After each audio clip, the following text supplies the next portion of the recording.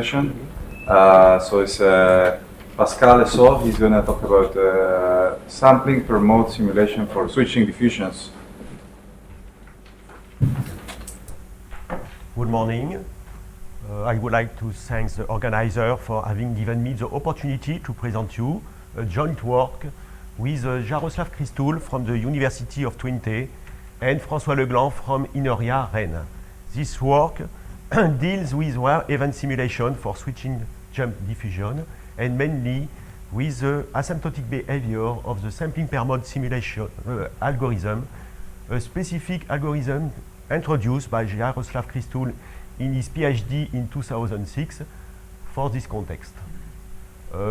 This work is partially supported by a grant from the European project iFly. My talk is articulated as following. In the introductory part, I will explain the motivation of this work, and I will recall some facts about switching jump diffusion and splitting techniques. In the second part, I will address the mathematical formulation of the splitting technique based on the Feynman-Cauchy measure as developed by Pierre Delmoral. In the third part, I will detail the sampling per mode algorithm. And finally, in the last part, I will explain the main part. I will present you the main part of this work about the asymptotic behavior of the sampling per mode algorithm, mainly a law of large numbers and the central limit theorem. And finally, I will conclude. So we use switching diffusion as a kind of hybrid stochastic system, since in many complex dynamical multi-agent systems, we use continuous time strong Markov processes with an hybrid state space. That means a state space with two kinds of components, one continuous component which evolves in ARD, and another state component which evolves in a discrete set, and each component may influence the evolution of the other component. Your motivation is to estimate the probability that the continuous component hits a critical set, and for that we use a splitting technique adapted to the context of switching diffusion. So a switching jump diffusion is a strong Markov process with two kinds of components, a continuous component xt and a discrete component theta t. Xt evolves in ARD and theta t in the finite set M. The continuous component is described as the d-dimensional stochastic differential equation with drift and variance which depend on the two components. And the discrete component is described as a pure jump process with an intensity lambda egg j depending on the continuous component. We assume that the diffusion starts at the initial time in some subset d0 of in RD with a non-initial probability eta 0, and given a closed critical set region A in which the continuous component could enter but with a very small probability, we want to estimate that the probability of the heating time of this set is less or equal t, with t a deterministic or a stopping time. There are many techniques to do that. Here we use a splitting technique. That means we identify intermediate sets that are sequentially visited much more often than the rare target set. So we introduce an increasing sequence of subset of ARD with respect to the inclusion relation, as illustrated in this figure. And with the cylinder set B equal A times M and Bk equal dk times M, we define for each k the stopping time tk as the first time the switching diffusion enters in Bk, or the first time at which the continuous component enters in dk. This sequence of stopping time satisfies this chain of inequalities. Obviously, the probability of rare event can be written as the product of conditional probability, this conditional probability being not very small. Splitting technique applies since a switching process is a strong Markov process. But this approach failed to produce a good estimate since each resampling step tends to sample more particles from mode with higher probability, a kind of nominal mode, and discard the particles in light mode, kind of degraded mode for the system. Of course, we can improve the estimate by increasing the number of particles, but at the cost of an increased simulation time. So the main idea is to keep constant the number of particles in each visited mode at each resampling step. Now I will address the mathematical part of this algorithm, of this talk. I'm sorry, but the idea is to capture the behavior of the process between two splitting thresholds, and for that we introduce the random excursion between the stopping time tk minus 1 and the minimum of tk and t. And we introduce selection function or potential function gk and gkj, and we use this function to check if the terminal point of the excursion belongs to bk or the terminal point of the excursion belongs to dk times g. In this figure, we can see 4 examples of excursion. Red, black, and orange excursion are good excursion because the terminal point of this excursion belongs to the good subset. The blue excursion is not a good excursion. Using this selection function, we can obtain this kind of relation which link this expression with some event or indicator function on some event. And we can interpret the rare event probability in terms of the Feynman-Cake measure defined by this following expression with the gamma and at gamma k function measure. And we see in this expectation we introduce the selection function here at time k minus 1, here at time k. And also we introduce a corresponding normalized measure or distribution eta k and at eta k as a ratio of gamma kf over gamma k1, and we have this corresponds to the difference between an expectation and a conditional expectation. In particular, for the constant function f, we obtain this kind of expression relation, and for the function equal gk or gkj, we have the corresponding expression. Here appear the conditional probability. The difference between the two expressions here is that in the last we appear the fact that the mode at time tk equal j. We have also the key formulas here which link the gamma measure with the eta k distribution. Using this, we recover the fact that the probability of the rare event is the product of this term. So, in the context of switching diffusion, we need to keep track of the discrete mode. So we introduce new Feynman-Cake measure, a kind of conditional Feynman-Cake measure, gamma kj and at gamma kj, in which we replace the selection function gk by gkj with time step k minus 1 or step k. Of course, we introduce the corresponding normalized distribution here, and we obtain the following decomposition in this formula, in which we express the global, in some sense, distribution as a weighted sum with the conditional distribution and the weight omega kj equals the probability that at time tkk the mode equal G, given the fact that Tk is less or equal T.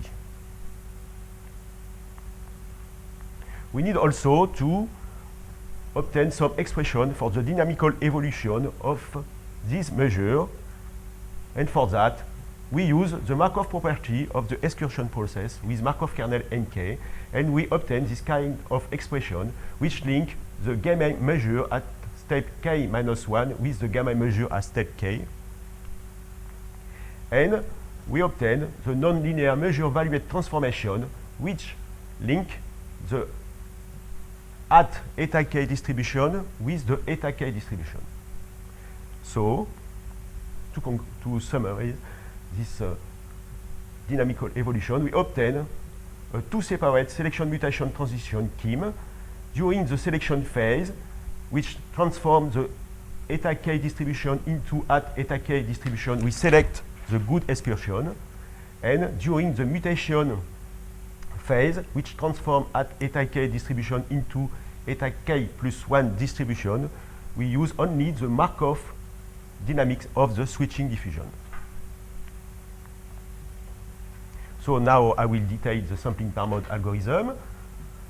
Sampling per mode algorithm, well, of course, is a kind of particle method, and these particle methods are used to as a kind of stochastic linearization techniques for solving a nonlinear equation in measure space. And for that, we introduce two sequences of n particles, xi and at xi, and we approximate the two-step transition previously seen by the same kind of scheme in which we replace the eta k distribution by the empirical distribution corresponding to each sequence of particles. So, as I explained in the introductive part, the main idea of sampling per mode algorithm consists in maintaining a fixed number of particles in each visited mode at each resampling step. So, instead of starting the algorithm with n particles randomly distributed, we draw in each mode J a fixed number Nj of particles, and at each resampling step, the same number of particles is sampled in each visited mode. Obviously, here the total number of particles can change at each time some mode is not visited or an empty mode is visited afresh. So, if you introduce the number of particles at nk and nk, the total number of particles at xi and xi, and the weight omega k, j, n associated with the modes, we have to consider this evolution scheme in which we need to manage the number of particles, the weight of each mode, and the particles themselves. Here, excuse me, here gk denotes the set of non-empty modes at step k. So, during the initialization phase, we sample nj particles according to the initial conditional distribution, as illustrated in this figure.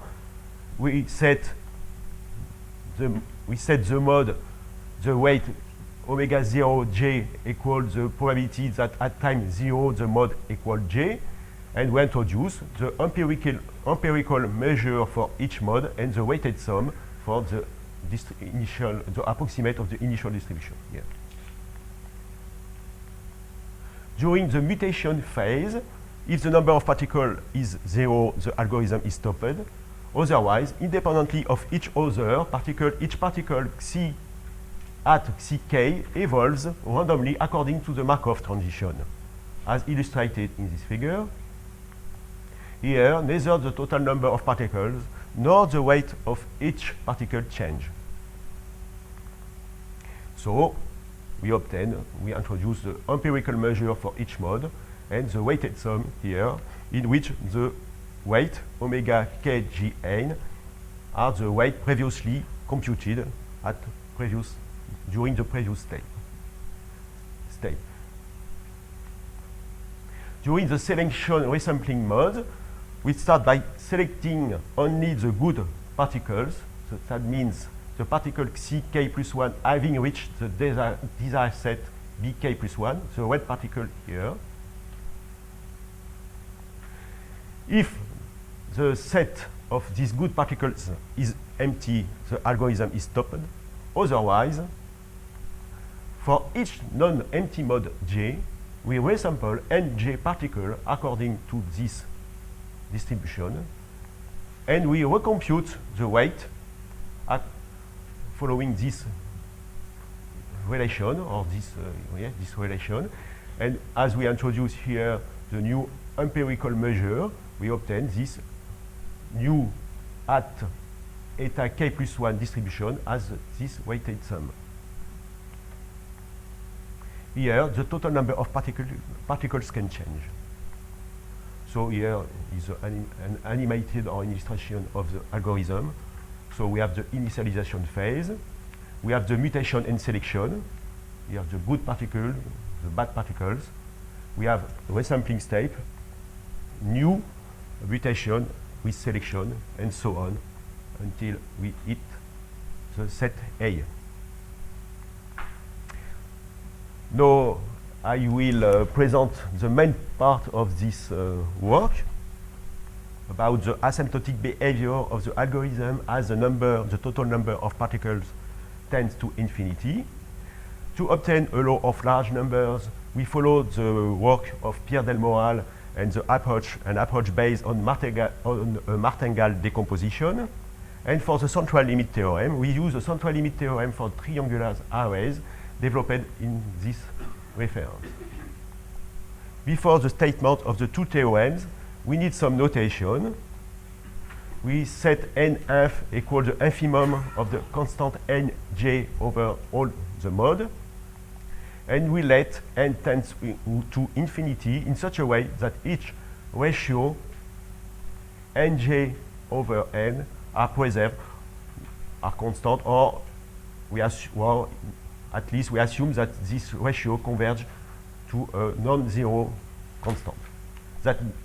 This implies that the number of particles in each mode increase also to infinity. So we obtain firstly a law of large number for the gamma measure, mainly that our estimator is n-based. We obtain an upper bound for the mean square error. We obtain also the same kind of result for the normalized distribution, but here we have an asymptotic unbiased estimator, and we have also an upper bound for the mean square error. Finally, we have a central limit theorem in which the error renormalized by the square root of n tends converge in law to a Gaussian random variable with mean 0 and variance, asymptotic variance Wn plus 1, where Wn plus 1 divided by the square of the probability of our event is equal to two terms. The first sum looks like the asymptotic variance we obtain using branching techniques as explained in the work of Agnès Lagnoux, for example. Instead of the fact that appear here some constant omega q equal 1 plus the chi-squares distance between the weight and the ratio rho.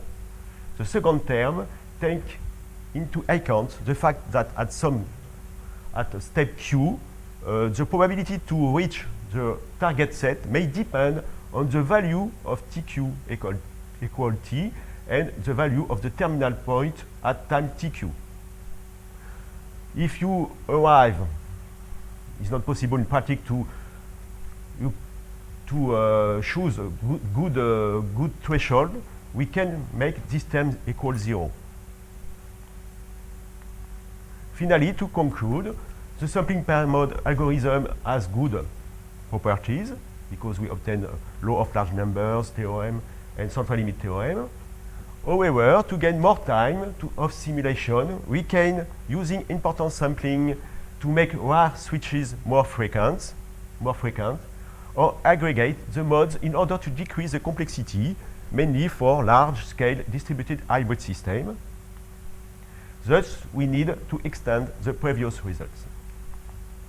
A better comprehension of the expression of the asymptotic variance could help the choice of the constant nj regarding the cost of the algorithm. This algorithm is implemented in the software developed by the National Aerospace Laboratory, NLR, in Netherlands, and used to evaluate the safety characteristic of an arbitrary operational air traffic management concept. Thank you very much.